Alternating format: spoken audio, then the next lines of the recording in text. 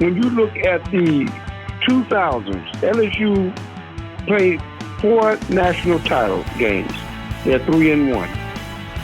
And everybody continues to put Georgia, Oklahoma, and the like up there saying they're better than LSU. But when they played, LSU beat them and destroyed them, as a matter of fact, and destroyed Georgia. The second 2 times they played recently, LSU destroyed Georgia in Baton Rouge and, of course, in Georgia. All right? They 3-1 in national title game, but people continue to disrespect LSU football when you look at Georgia hasn't won the title in 40 years. Oklahoma hasn't won one in, 21 years. I mean, it's just ridiculous. And you know, they always say that they're better programs and they got all these 5-stars, but it doesn't show up when the real games come. It doesn't show up. So this upsets me when people put all these schools above LSU, but when LSU has the better record when it comes to national championships. 3-1 in the 2000s, but nobody ever brings that up. Secondly, I got ULL beating Texas. As everybody should know, this same team is the same team from last year, and they went to Iowa State in the Great Block Parity, supposed to be, and ULL destroyed them in Ames, Iowa. So I'm taking ULL because they have this pretty much the same team they had last year to beat Texas in Austin, Texas this year. And, you know, Mr. Rogers, Texas stand to be 0-2 starting the season because they play Arkansas in game 2. So, but nobody's talking about ULL either on the big stage. But we know what they're capable of doing, and they proved it last year. So the Texas Longhorns better watch out with this UL Lafayette team. If they think they're a joke, they're going to find out they're not. But I'm interested in your voice, where they call you the voice of college football. So I'm ready to listen to what you have to say. Well, on your point about LSU, I think it's a very good one. LSU, correct me if I'm wrong, because I certainly watched LSU football as well as everybody else from about the late 70s on. So I consider myself to be very well read and informed certainly from the mid to late 70s on. And LSU was pretty marginal for most of that time. They did have some good teams in the 80s. They would pop up with a couple good teams here and there, but basically they barely won 50% of their games for a couple decades there. And then Nick Saban showed up in 2000 and everything changed. They won a Sugar Bowl the next season. And of course, as you mentioned, a national championship in 2003. And over the last 20 years, you are completely correct. Outside of Alabama, LSU has won the most national championships, 3. And the only other loss that they had in a championship game, of course, was against Alabama. And that LSU team, unfortunately, has been dismissed to a certain extent because of that loss.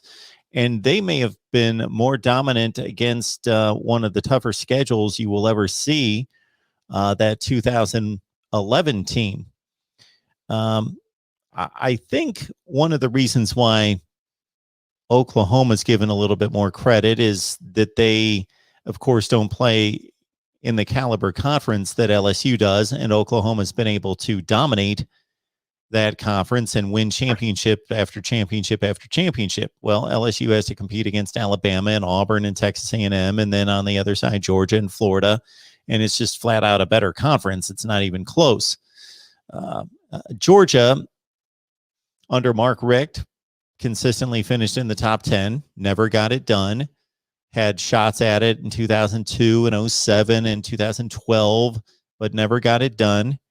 Never could get to the big game, but consistently finished in the top 10. He finished in the top 10 8 out of 15 years, and then Kirby Smart has raised the level of recruiting, and we know what Georgia's done since he's been there. They had the one really big season in 2017 where they almost won a national championship. Great national championship game, overtime game. Other than that, they've been a bit of a disappointment with having loaded teams that have finished in the top 5 or 6 in the country, but not getting to the playoff, not getting the job done. So if you're just talking about winning, getting to the mountaintop, there's no disputing that LSU has done that as well as anybody or better than anyone outside of Alabama in the last 20 years. Right. And certainly I agree with everything you just said, because those are the facts. Those are the truth. You have way more knowledge about college football than I ever have. But again, it's just not your program. I could go, I could tell you many programs who disrespect LSU, but without the facts. You know, and then when they put the pretty much the same teams every year up there, and then you got, this is another thing that people don't understand, Mr. Rodman. You got Nick Saban, Les Miles, and Ed Orgeron, 3 different coaches, and they all won national titles at LSU. But people never say that. They never point those facts out, but those are facts. 3 different coaches at the LSU win national titles. 3 of them. What other school can say that? Ken, I would say the one thing that hurts LSU's, certainly not.